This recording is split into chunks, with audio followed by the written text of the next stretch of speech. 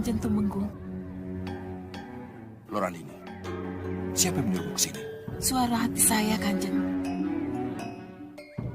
Suara hati? Kamu bicara tentang apa? Tentang bayi yang ada di dalam kandungan Kang Bo Ayu Sekarsari, Kanjeng. Lancang kamu. Mohon maaf, Kanjeng.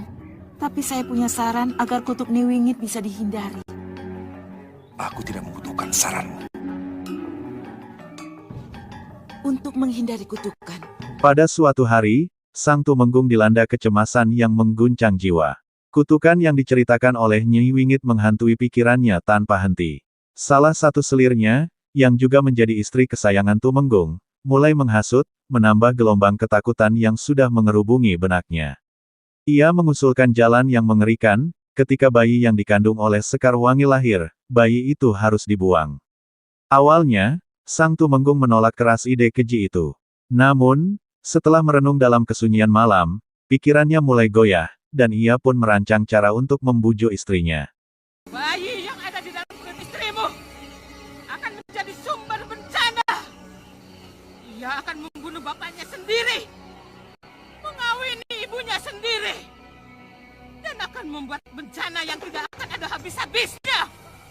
Itu kutukku.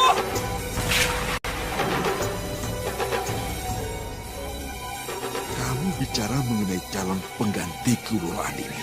Saya mengerti, Kanjeng. Tapi bukankah kutuk itu mengatakan bahwa bayi itu akan membunuh ramanya sendiri? Dan akan mengawini ibunya sendiri? Tidak. Tidak. Kamu sudah bicara terlalu jauh, Lorandini. Mohon pikirkan, Kanjeng Tumenggung. Itu hanya saran, mungkin agak sedikit berlebihan, tapi tidak ada jalan lain.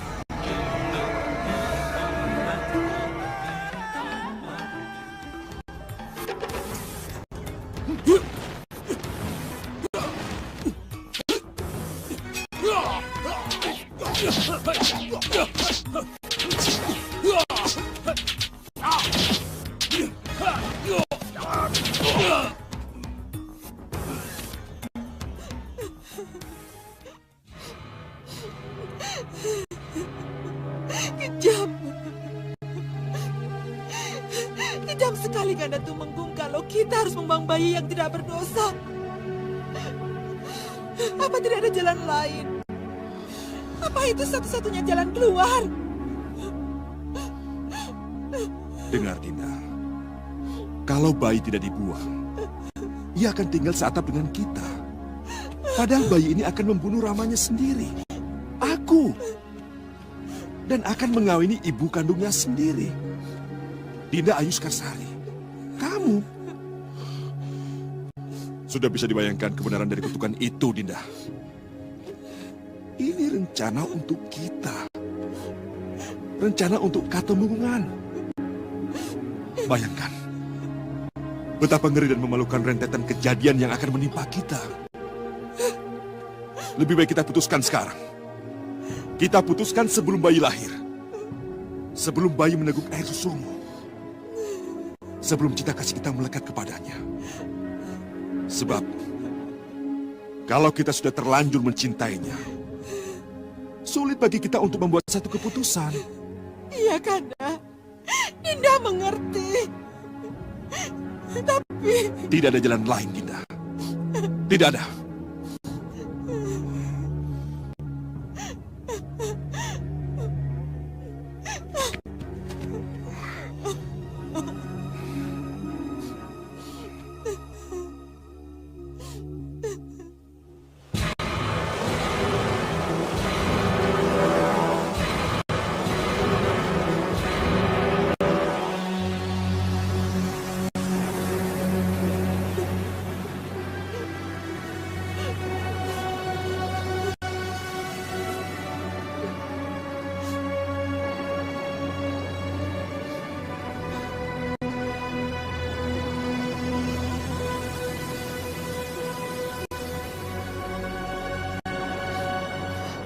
Istrinya, meskipun hatinya diliputi cinta tak terhingga pada anak yang belum lahir, menolak tegas.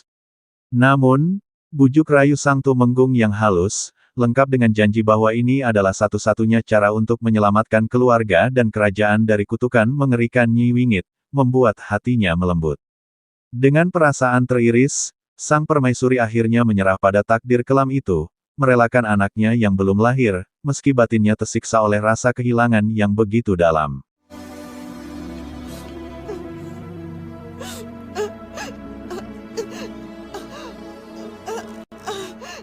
Nyi, Nyi.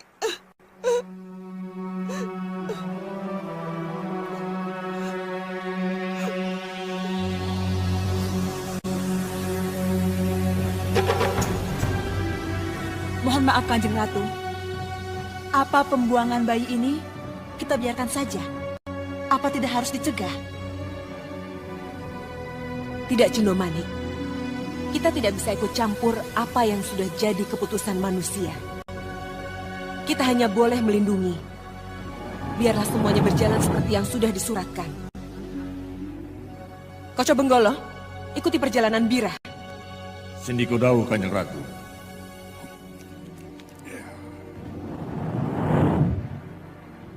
Nanda Raden, bayi itu sudah lahir. Dan Tumenggung benar-benar melaksanakan saran ibu untuk melenyapkan bayi itu. Kesempatanmu Raden Sombo. Peluang kembali terbuka untukmu menjadi pewaris.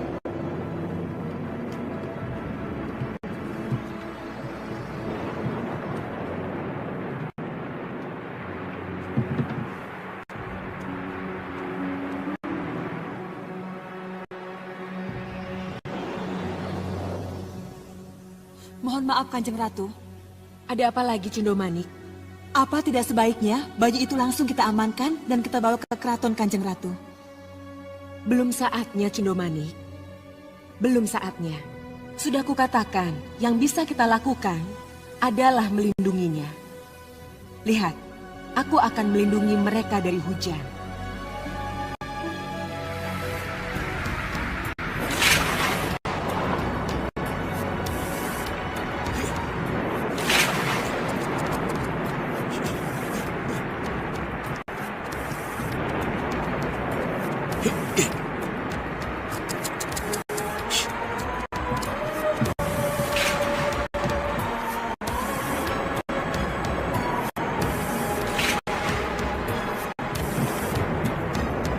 Aneh, Nyi.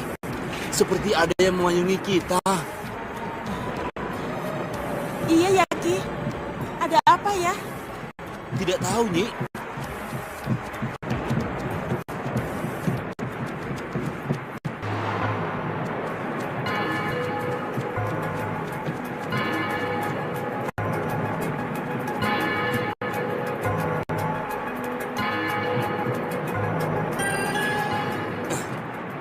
Di sini juga seperti ada yang memayungi. Iya ya, tidak basah. Iya.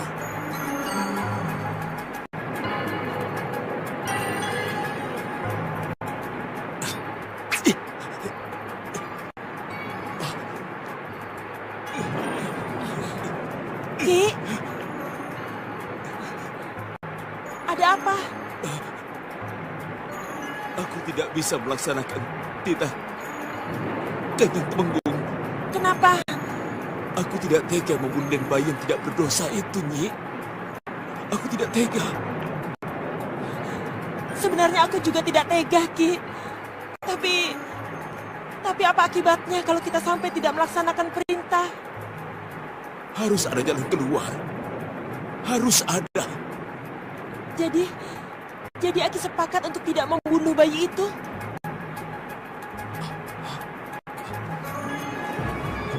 Hari kelahiran bayi itu tiba. Seorang anak laki-laki tampan dilahirkan, dan seketika hujan lebat mengguyur bumi, seolah langit pun turut menangis. Nyi Bira dan kakaknya, atas perintah Cokro Nanggolo, sudah siap menjalankan tugas kelam mereka, membuang sang bayi. Di balik tirai hujan yang deras, Ratu Laut Selatan, Nyai Roro Kidul, menyaksikan langkah demi langkah mereka dengan diam-diam, memperhatikan dengan saksama setiap gerak. Ki, tapi apa akibatnya kalau kita sampai tidak melaksanakan perintah? Harus ada jalan keluar. Harus ada. Jadi Aki sepakat untuk tidak membunuh bayi itu? Lihat itu, Nyi.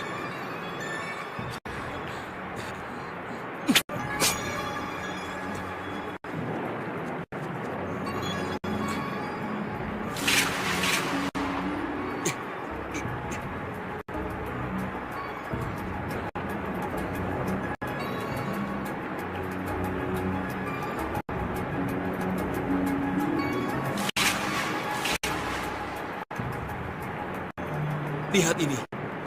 Hati kelinci, Ki. Iya, Nyi. Hati kelinci ini yang akan menjadi bukti kalau kita sudah menjalankan tugas. Tapi... Iya, kita memang berbohong. Tapi Di tempat yang sudah ditentukan untuk membuang bayi malang itu, tiba-tiba awan tebal menutupi langit, seakan melindungi sang bayi dari amukan badai. Ketika Nyi Birah mengangkat pisau, siap menancapkannya ke tubuh bayi yang tak berdosa, tangannya tiba-tiba terhenti. Perasaan iba merayap di hatinya, membuatnya tak sanggup melanjutkan tugas keji itu. Pada saat yang sama, seekor kelinci melintas di hadapannya. Ia menangkap kelinci itu, membunuhnya, dan membawa jantung kelinci sebagai pengganti nyawa bayi. Esok paginya, berita kematian bayi itu tersebar, dan ia dimakamkan dengan hormat di pemakaman keluarga kerajaan, tanpa seorang pun tahu tentang tipu daya yang terjadi.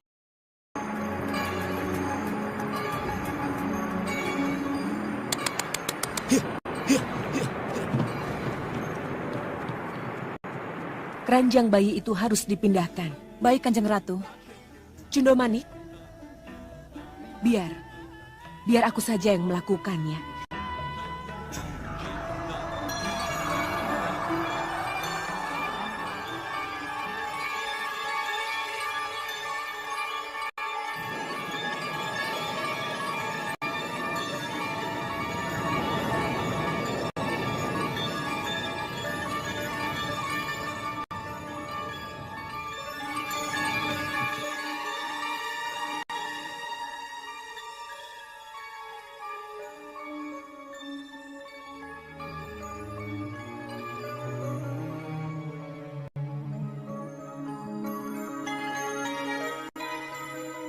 Dinda boleh menangis. Tapi menangislah. Karena bencana telah lewat. Telah dilewatkan. Karena kutuk Niwingit tak akan terjadi. Pergi.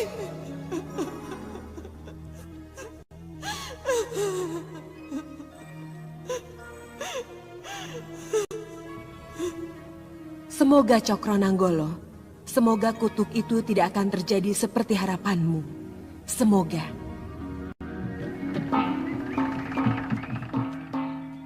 Pengumuman! Pengumuman! Waro-waro! Pengumuman! Pengumuman!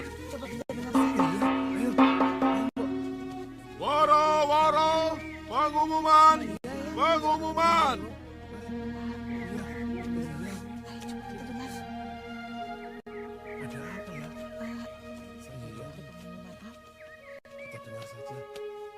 Woro-woro, pengumuman, pengumuman. Atas nama Kanjeng Tumenggung Cokronanggolo diberitakan bahwa bayi yang sangat didambakan kerabat Katumenggungan semalam telah lahir dan meninggal dunia. Bayi yang belum diberi nama ini langsung dimakamkan di makam keluarga. Demikian pengumuman ini disampaikan.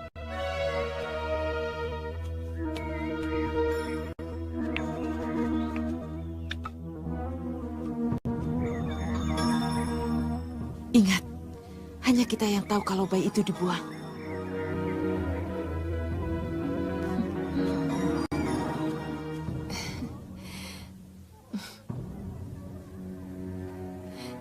Bagus Toro Dikpo.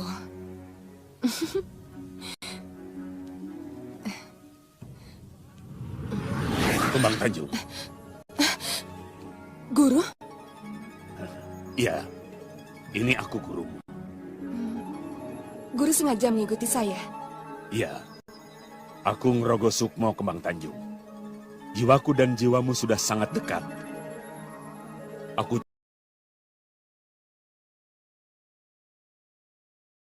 Di sudut dunia lain, seorang pendekar wanita bernama Kembang Tanjung menatap bayangan dirinya di cermin. Wajahnya memancarkan keanggunan yang tak terbantahkan, namun dalam sorot matanya tergambar kekuatan yang berbahaya. Tiba-tiba, gurunya muncul, membawa serta angin dari masa lalu. Sang guru mengingatkannya dengan nada tegas tentang tujuan mereka datang, membalaskan dendam atas kematian ayahnya yang dibunuh oleh Cokro Nanggolo. Teguran itu menggetarkan hati Kembang Tanjung, membuatnya kembali fokus pada misinya. Dengan tekad yang berkobar, ia pun bersiap untuk melacak jejak Sang Tumenggung, demi menuntut balas atas darah yang tertumpah.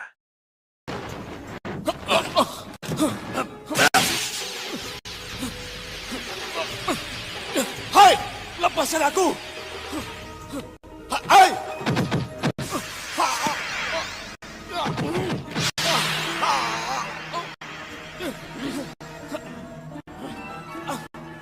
Hai! Lepaskan aku! Hai! Hai! Lepaskan aku!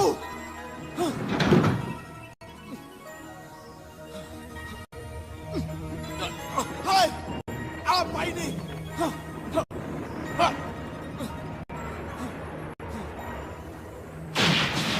Apa itu?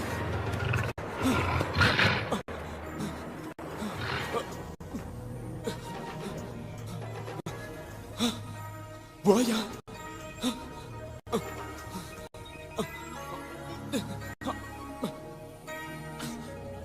Apa maumu?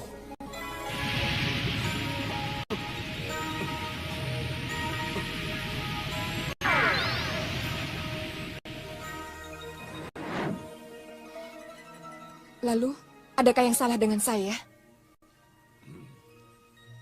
Aku hanya mau mengingatkan kamu. Tugas utamamu adalah mencari Cokro Nanggolo pembunuh bapakmu. Jadi kamu jangan terlena di tempat ini. Cepat berkemas dan tinggalkan tempat ini sekarang juga. Iya, Guru. Baik. Bagus. Jangan kecewakan aku. Selamat jalan.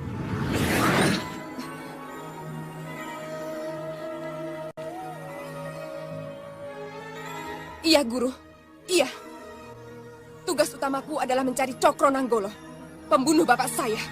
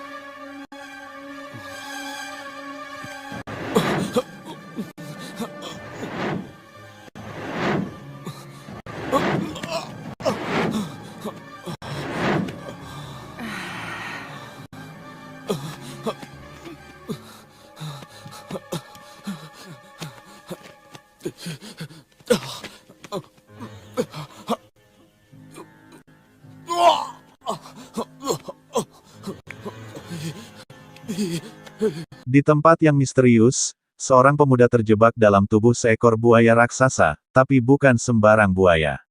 Ia adalah ratu siluman yang berwujud buaya, menggoda si pemuda dengan kecantikan magisnya. Namun, si pemuda segera tersadar dari belenggu sihir itu. Merasa jiwanya tercekik oleh pengaruh mistis sang ratu, ia menceburkan diri ke sungai, berusaha membersihkan dirinya dari jejak-jejak kekuatan hitam yang melekat di tubuhnya.